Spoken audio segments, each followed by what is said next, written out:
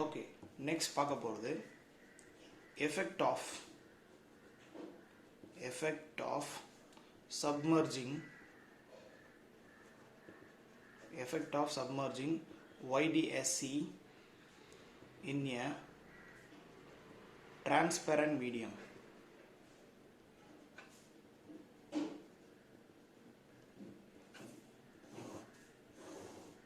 Okay, so Ydse ஒரு transparent mediumல submerge பண்றதுனால என்ன நடக்கும் அப்படின்றது தான் பார்க்க போறோம். Okay, so ஏற்கனவே before submerging அப்படின்றது வந்து okay obviously எதுல சேஞ்ச் ஆகும் அப்படினா அதோட fringe widthல சேஞ்ச் ஆகும். Okay, we can write before submerging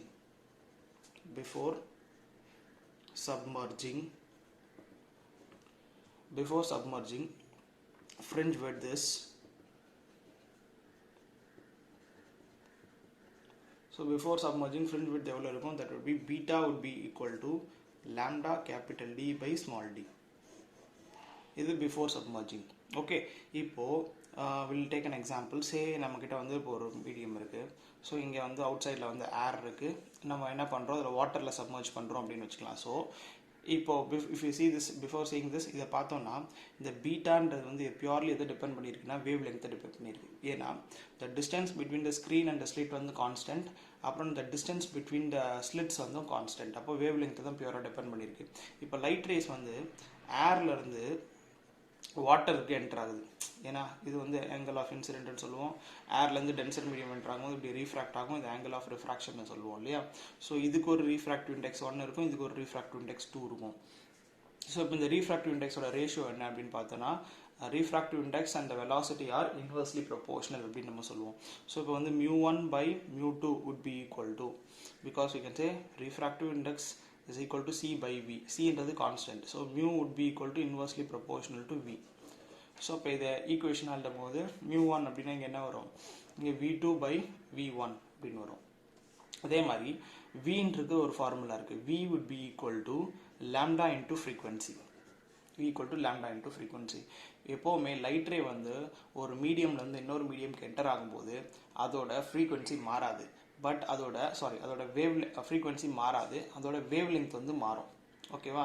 so அப்போ ஃப்ரீக்வன்சின்றது கான்ஸ்டன்ட். அப்புறம் நம்ம இங்கே எழுதும் போது mu1 அப்படின்றது ஏர்னு வச்சுக்கலாம். ஸோ அதோட refractive index 1. So 1 by mu2 தான் வந்து refractive index of the second medium. Velocity 2ன்றது வந்து என்ன எழுதலாம், that would be lambda. Okay, lambda 2 அப்படின்னு வச்சுக்கலாம். lambda 2 into frequency divided by lambda 1 into frequency cancel ஆயிரும். So what you will get, lambda 1 would be equal to lambda 2 is equal to, அதாவது wavelength in the second medium, அதாவது submerge பண்ணிருக்க medium. So wavelength in the second medium would be equal to wavelength in the first medium divided by the refractive index of that medium. So lambda என்ன சொல்லலாம், it would be, you will get lambda 1 by mu2 அப்படின்னு கிடைக்கும். So wavelength second மீடியமில் wavelength எவ்வளோ குறைஞ்சிருக்கும் அப்படின்னா அதோட refractive இண்டெக்ஸை பொறுத்து குறைஞ்சிருக்கும் இல்லையா. ஸோ அப்போ இதை வந்து நம்ம அப்படியே சப்ஸ்டியூட் பண்ணலாம். ஸோ இது ஜென்ரலாக நம்ம எழுதும் போது generally you can write lambda dash would be equal to lambda in second medium would be equal to wavelength in the first medium divided by the refractive index அப்படின்னு நம்ம எழுதிக்கலாம். ஸோ இப்போ நான் ஆல்ரெடி இங்கே சொன்ன மாதிரி before submerging the fringe width this much. Okay, after submerging wavelength would be lambda by mu மாதிரி இருக்கும் இல்லையா, lambda by mu. ஸோ இப்போ இங்கே சப்ஸ்டியூட் பண்ணோம்னா fringe width ஓட after submerging fringe width ஓட வேல்யூ என்ன, lambda dash capital D by small d. So beta would be equal to lambda dash அப்படின்றது